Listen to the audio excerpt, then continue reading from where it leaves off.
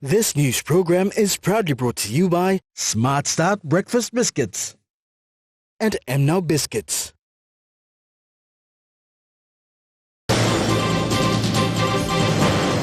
Cassie Sawang appointed as Minister for Labour and Industrial Relations. Minister Maru questions high price of rice in the country. A 9-year-old boy wins car in gala promotion.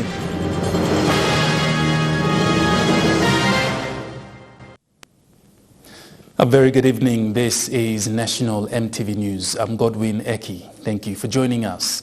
Member for Raikost and former Vice Minister for International Trade and Investment, Cassie Sawang, today officially took on her new role as the new Minister for Labour and Industrial Relations. The momentous occasion not only signified having a new minister after a long while for the department, but for the first time in history, the department will be under the stewardship of a female parliamentarian since the country's independence in 1975. Outgoing Minister and Deputy Prime Minister John Rosso during the ceremony highlighted that the Department of Labour and Industrial Relations is an important state agency and is a focal point between the government and the private sector. Deputy Prime Minister Rosso added that the announcement of Minister Sawang's appointment on July 3rd this year recognises her knowledge and experience in the public sector and her strengths and ability to lead the department. You can see in the last, straight after COVID, it's picked up again. We've got people back at work now. It's everyone's back at work. Industry has picked up again. A lot of employment is coming out. But as our good minister pointed out, it is one of the priority tasks is to look at seeing where she can get more out of our workers from, especially people who have... Upon welcoming the new minister, Secretary George Taunakeke said the department is looking forward to working with the new minister and executing some of the policies that the department has already launched. New minister and the new minister and a female minister as well to lead us. My department is looking forward to the interactions with the new minister. Executive Director of the Employment Federation of PNG, Florence Willie, also highlighted the importance of this ministry. Let's not just sit and wait for things to happen. Let's come and start kicking the department. And in that way, some progress will be recorded under our new minister. Incoming Minister Cassie Sawang added that with so much room still yet to be filled, with her leadership, the department will make it its business to work with stakeholders, social partners and ensuring that Papua New Guineans, together with expatriates, are well taken care of when it comes to employment and job security. Employers and employees that the government, so it's three groups of people. As the government, you, the employers and the employees, that we will be working. I will be working closely with you, and I will be soon having some blue sky consultation that I want employers, employees, peak industry bodies to have more dialogue with us. Minister Sawang added that she is ready to work with the staff and fully articulate the portfolio and target key areas that need implementations in line with the country's MTDP4 plan, which was recently launched. There's a lot of data that is missing, data on employment, data on skills gap, and that is one thing Deputy Prime Minister, our department, ministry will work on. The National Maritime Safety Authority has opened its Milne Bay Provincial Office today. This is an initiative of upgrading existing and new facilities in maritime provinces in PNG. There to officiate at the occasion was Minister for Transport and Civil Aviation Walter Schnobelt. The quiet township of Milne Bay came alive today with the official launch and opening of the National Maritime Safety Authority Provincial Office here in Alatau. The office was constructed almost 2 years ago, however, is finally opened under the leadership of current CEO Paul Unas. The National Maritime Safety Authority, or NMSA, Alotau Provincial Office will be the second to be opened after Rabaul. However, this is NMSA's pilot project. This was alluded to by the Minister for Transport and Civil Aviation, Walter Schnobelt. To the stakeholders here, your resilience and mettle of maritime transport system has been tested and proven during the pandemic in the past 2 years. And I'm confident that together we can build an even better, stronger and more sustainable maritime system in Milne Bay as a model province. Minister Schnobelt further told the people of Milne Bay that the government, through its Connect PNG program, is committed to ensuring all major infrastructure developments have funding to maintain existing maritime facilities and build new ones, including major ports, wharves and jetties in Milne Bay and all other maritime ports throughout the country, supporting the work of NMSA in the country. Today marks a significant occasion in the Milne Bay province with the official opening of the province's Maritime Safety Authority office. This office will be responsible for maritime safety and coordination search and rescue within the waters of Milne Bay and that of surrounding maritime provinces as well. Lindy Suharupa, National MTV News, Alotau. Meantime, the government is anticipating the return of the national shipping services in the country. This was made known by Minister Schnobelt today.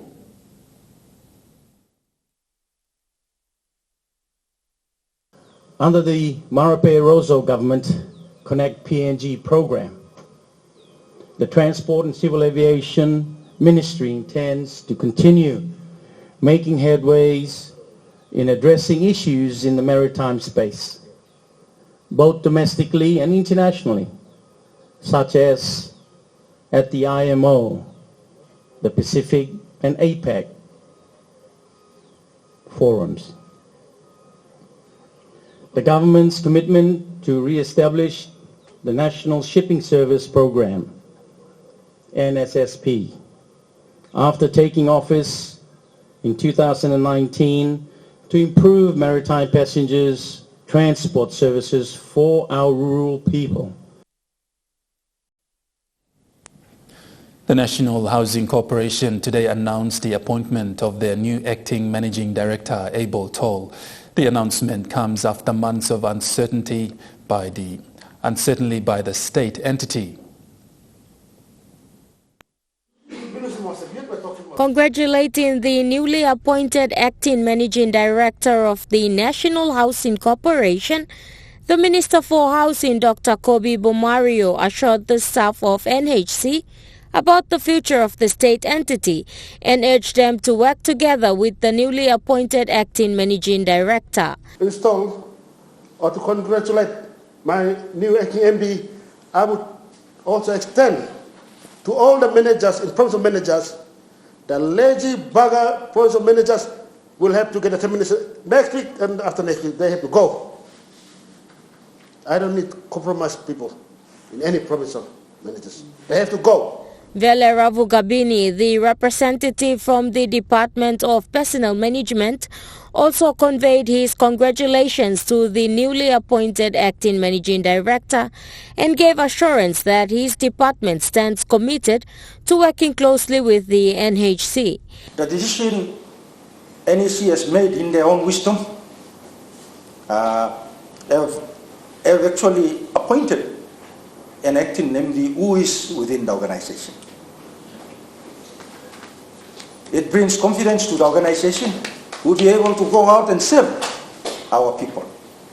So with that, I'd like to congratulate the acting managing director.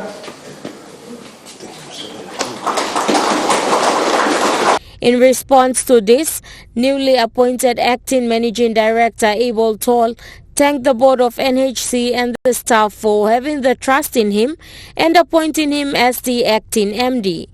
I would like to take this time to really appreciate each and every one of you for giving me the support and ED operations while we were taking the office, manning the fort. So we are not new to all of you.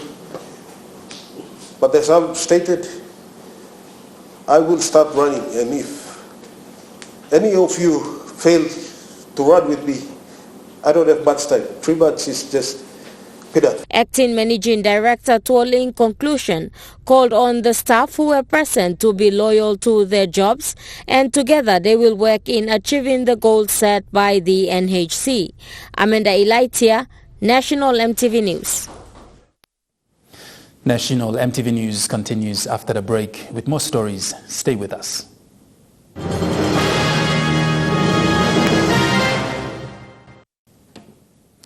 You're watching National MTV News. Minister for International Trade and Investment Richard Maru has appealed for explanations as to why the high prices of rice in the country. He made these statements today at the Department of International Trade and Investment office in Port Moresby. No more questions? The Ministry of International Trade and Investment has made a call to the Independent Consumer and Competition Commission to explain the high rise of prices for rice sold on the shelves throughout the country. Almost 900 million kina worth of rice imports is made annually. Hence, Minister Maru is appealing for an explanation from the Goods and Services Regulator, ICCC. Minister Maru claims that prices have gradually increased and further claimed that ICCC has to provide the reason as to why the prices of rice are not controlled. Unfair rice pricing in this country is a very serious matter for our government. The Marabel government will deal with it with the intention that we must drive the price of rice down for the benefit of our citizens. In response to this, ICCC Commissioner Paulus Ain has explained the role they play in ensuring that rice prices are regulated. We benchmark Trukai's rice against food and agriculture organizations. Medium grain rice that the country relies on mostly. So our benchmark is only to do with global. The domestic in costs are advised by the Trukai to the ICCC when they wish to adjust or change their prices, either decreasing or increasing. As soon as they inform us of their price change, we go back to the genesis and to ensure that there is no over-recovery and the margins are reasonable. Commissioner Ain further elaborated on the country's rice industry and how ICCC regulates the market margin of each player in the industry. Are generally followers of the market leader, which appears to be Trukai. And the price that they have been setting or Trukai has been setting normally comes under the visibility of the ICCC prior to changing any prices. So as we speak, the last price change was in June this year, almost 2 years since the last price adjustment was made. He told this newsroom that more information will be disclosed tomorrow for the country to be informed. Grace Papiali, National MTV News. In an effort to support the health sector in Papua New Guinea, Heduru Money Limited presented a cheque at the value of 30,000 kina to Port Moresby General Hospital for their second clinical nursing symposium, which will be held on the 26th to the 28th of September this year. Chief Executive Officer of POMGEN, Dr. Paki Molumi, said the symposium will be made an annual event. He further explained the basis of the symposium. In order to do that, we need to encourage our nurses to do research so that we provide evidence-based care to our patients. So last year we started this medical symposium, the nursing symposium, so that nurses can present their papers and at a wider audience so that So this is the second time we are having this symposium for the nurses. And we thank Money Plus for the gold sponsorship of 30,000 towards instil that. Gold sponsor Money Plus Managing Director Aho Baliki highlighted the organization's continuous support to the health sector. And we are very pleased to be in partnership with the Port Moresby General Hospital. At the same time, we want to make sure that we upskill our Papua New Guineans so they are trained properly and they can identify what are the problems, how can the challenges they face, how can they better save our people. And that's where we see that part of our Money Plus community and corporate services obligation is to assist, like the facilities at the hospital and the nurses so they can upskill themselves and identify the problems that is affecting our people and our nation. Mr. Baliki reiterated on the importance of the health sector. It's a big challenge for our doctors and nurses, our medical professionals to be properly upskilled, qualified and trained to international standards so they can do well to save the lives of our Papua New Guineans. It was made known that Money Plus Limited and Port Moresby General Hospital will continue to work together as partners in maintaining health standards. Amanda Ilaitia, National EMTV News. City Mission PNG is calling on the PNG government to support non-government organizations and also to recognize some of the work that they do in the country to help the vulnerable population. The General Manager for City Mission, David van der Wal, said they depend entirely on overseas funding for their operations in PNG.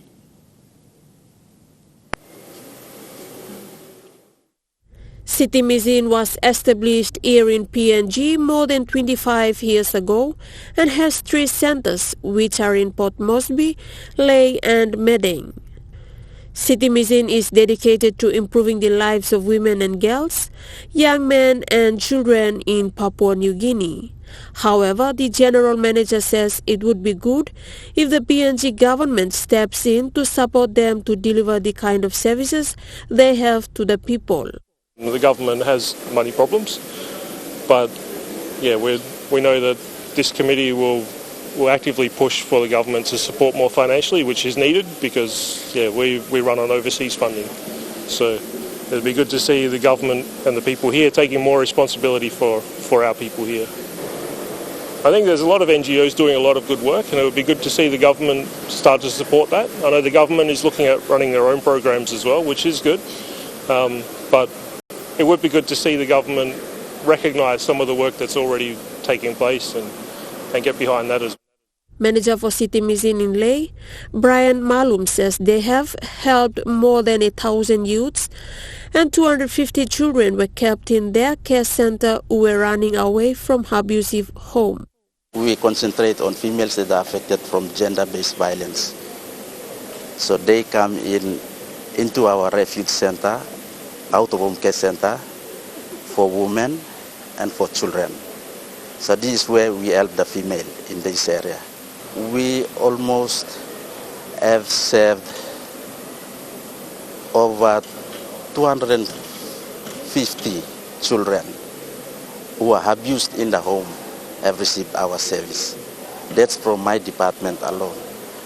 But for the boys program, since its establishment in 2009, I think they've helped more than 1,000 youths. City Mission values the young generation as they consider them to be resources to our community. Esther Gane, National EMTV News. And now looking at the Nest Fund market report, the Kina closed unchanged at $0.2800 US in the interbank market. At Bank South Pacific, your Kina was buying $0.2725 US, $0.3996 Australian dollars, $0.2355 euro, 37.65 Japanese yen. Looking at commodity prices at New York closed, gold is trading higher, coffee closed lower, cocoa closed higher, copra closed higher, palm oil closed higher, crude oil is trading higher and copper closed lower. On the stock market, the Dow Jones closed higher, the ASX 200 is trading higher and the All Ordinaries is trading higher.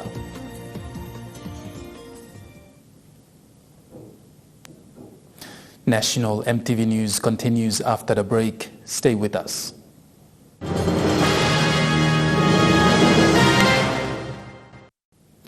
You're watching National EMTV News.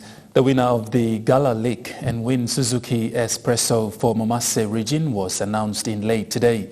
The lucky 9-year-old Siwi Yalo from Southern and Western Highlands provinces, who is residing in Leh, walked away as a vehicle owner. Young Siwi Yalo purchased a Hamamas Classic from Anderson's at Eriku and was lucky to find the winning vehicle ice cream stick. The 9-year-old says he favors the Hamamas Classic and picks this flavor whenever he gets a chance. His mom Melinda Kanamon says they were not expecting this win and thanked Paradise Foods and its brand Lager for the promotion held to give back to its customers. Paradise Foods says they are so fortunate to have such a loyal customer win big, and since Siwi is not of driving age yet, his mother shall be the custodian of his prize. Siwi is the first winner of the 4 Suzuki Espresso that are up for grabs through the Gala League and Win promotion. Florence John Duo, National EMTV News. After the announcement of the appointment of the acting managing director of the National Housing Corporation, Abel Toll dove right into business by giving an update on what NHC as a state entity is going to do in the near future. Mr. Toll announced that the National Housing Corporation is looking forward to breaking grounds in the state entity's new low-income mortgage scheme in Port Moresby, Wewak and Madang. For my good minister and the current government now, we are looking at constructing more houses. About 2,500 houses will be supplying at Duran Farm. We are also looking at Mayo in Madang, Yawasoro in Vanimo. Yawasoro in Wewak, Vanimo transmitter, and all. We have land there. And our good Prime Minister has also made a commitment to give us 10,000 hectares, and we are in close task us to provide 10,000 hectares. Yes, the government has tasked us to actually identify 10,000 hectares and bring it to Cabinet so that he can hand those for us to construct more houses. He further elaborated on the giveaway housing scheme, which was put in place by former management of NHC, and said they have plans for NHC houses going forward.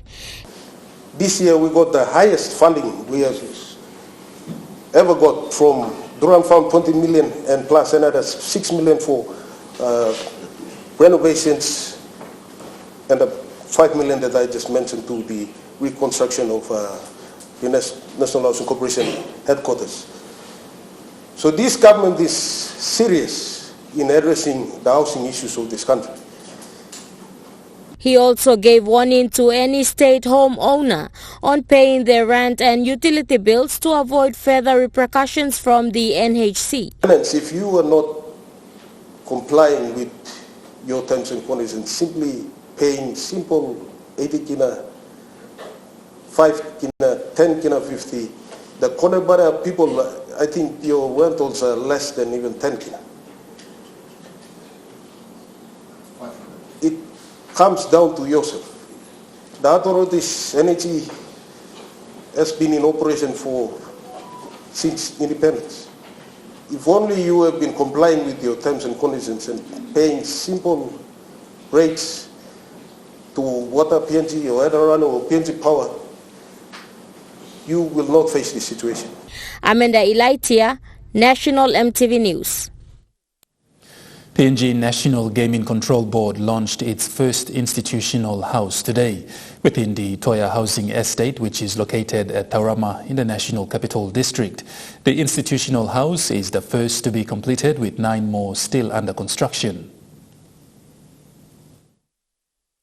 NGCB first announced its housing scheme in 2016. To date, the housing scheme has seen positive outcomes. NGCB CEO Imelda Agon elaborated on the newly launched project. But this one is an institutional house. It's owned by the gaming board. We have a we're an industry that is growing rapidly, evolving rapidly in terms of different forms of gaming. And we're an organization that must regulate.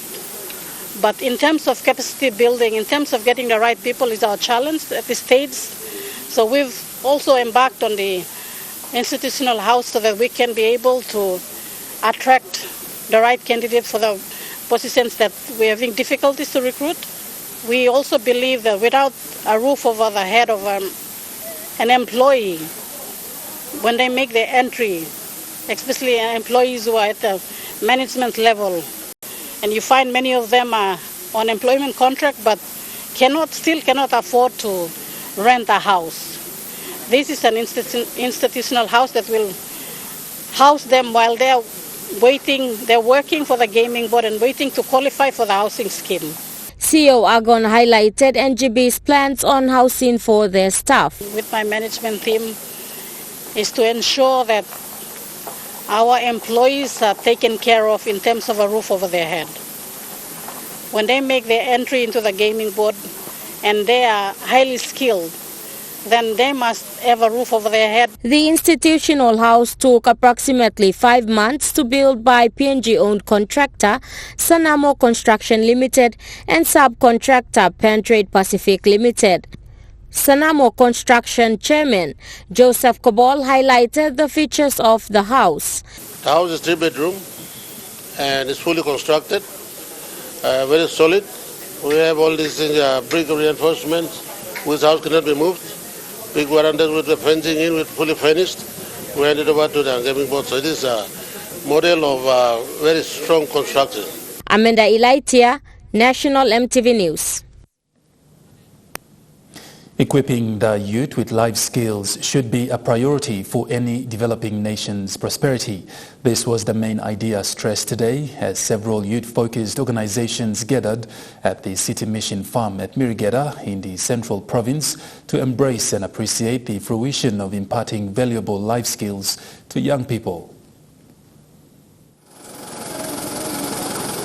The event saw displays in agriculture and livestock, electrician, mechanics, welding and plumbing from trainee youths at the PNG City Mission. These young people were deemed to be up to no good several months ago and have been at the City Mission, an institution that aims to help rehabilitate them so they can go back to their communities and be better citizens.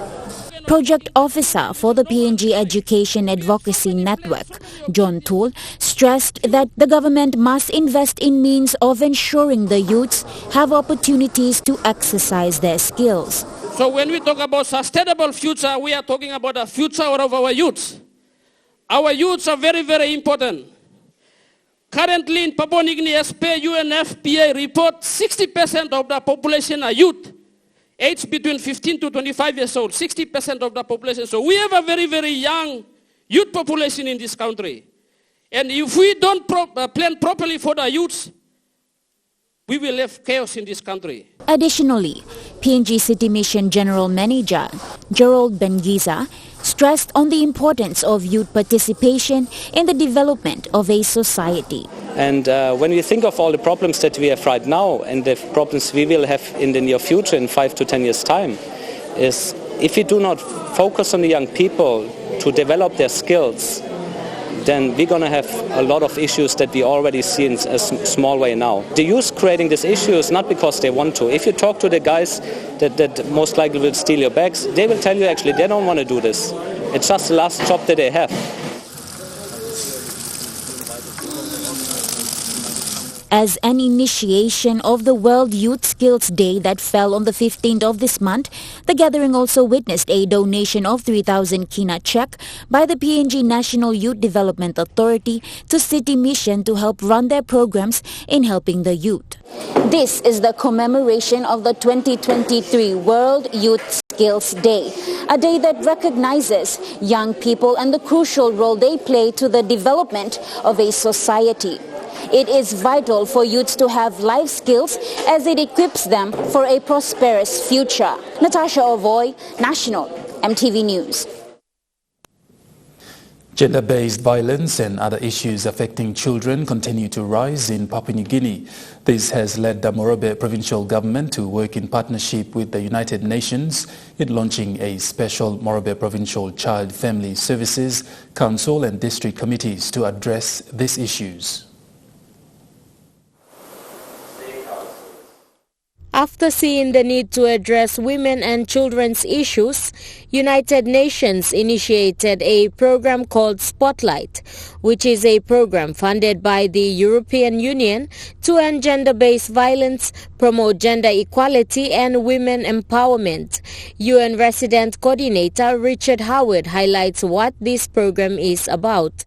Together in the UN, we have prioritized women and girls as the key priority for all of us, particularly in protecting these individuals against violence and other harms in the home and the community.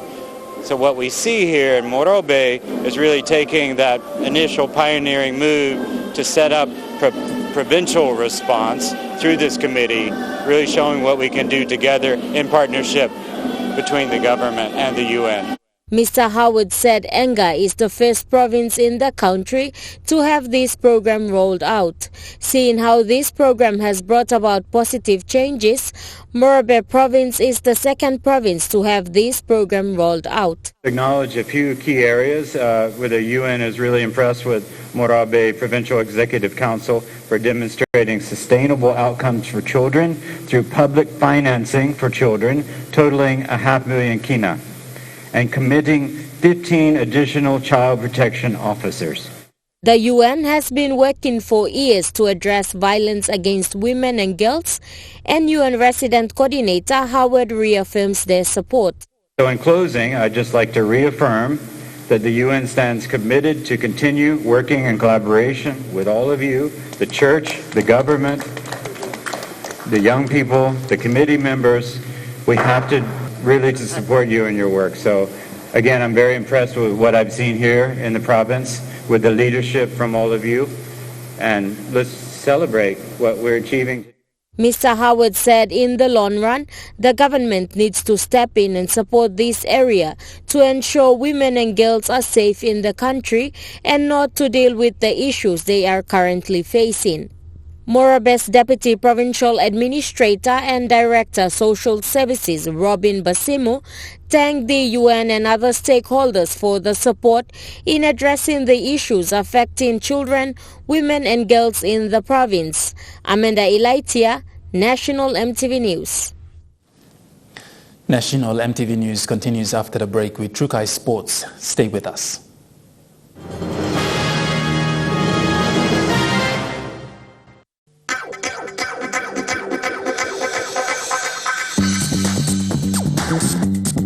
Trukai Sports.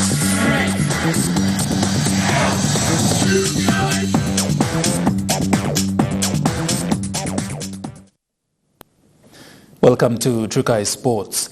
Anitua Limited will be co-hosting the Trukai Fun Run on August 20th in Lihir Island as the official organizing partner. Anitua Limited accepted their offer, the invite from Trukai Industries Limited to host this event on their behalf on Lihir to pursue their fundraising efforts to supporting KVN General Hospital.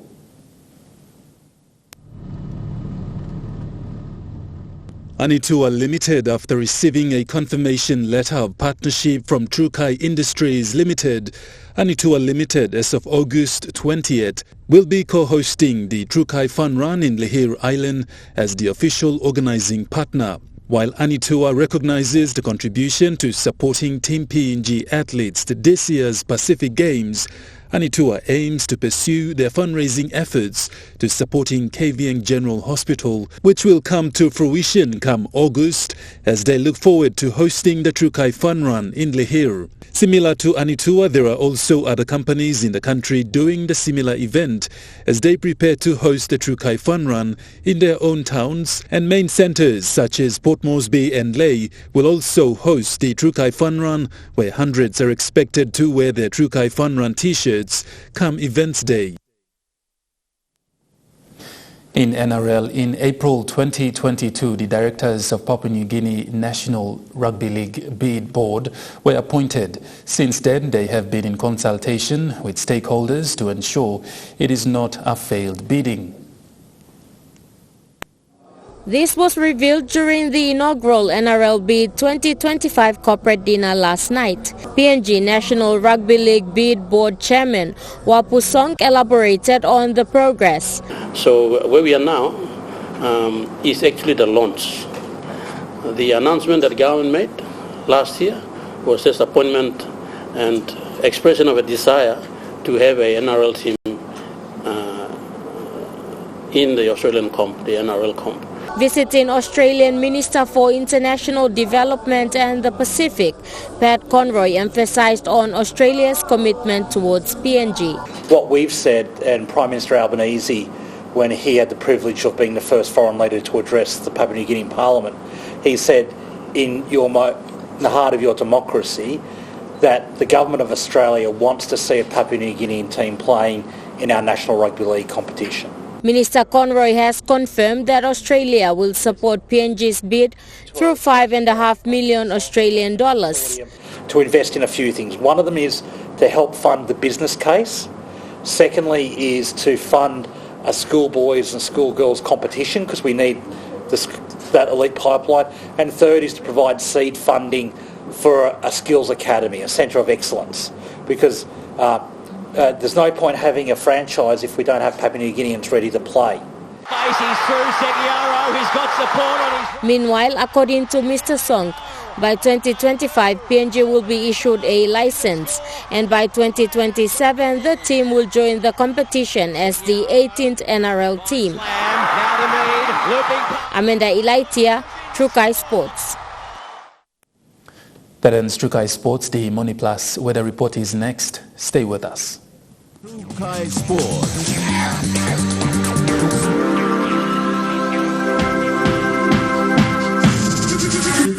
Trukai Sports.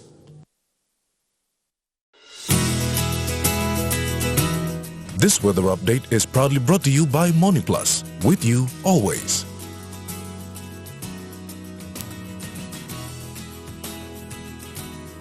Weather forecast for the next 24 hours. Southern region, Port Moresby, Kerema and Popondetta, mostly fine. Daru, windy and partly cloudy. Alatau, partly cloudy with possible morning brief showers.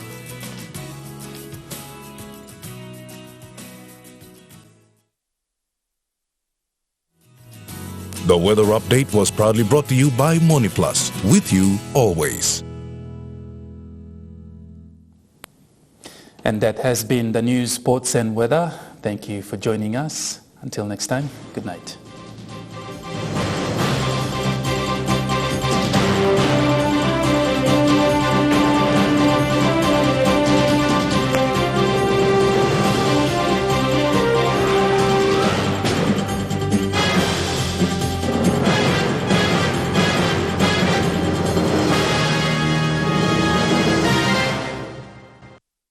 This news program was proudly brought to you by Smart Start Breakfast Biscuits and Gold Nuggets.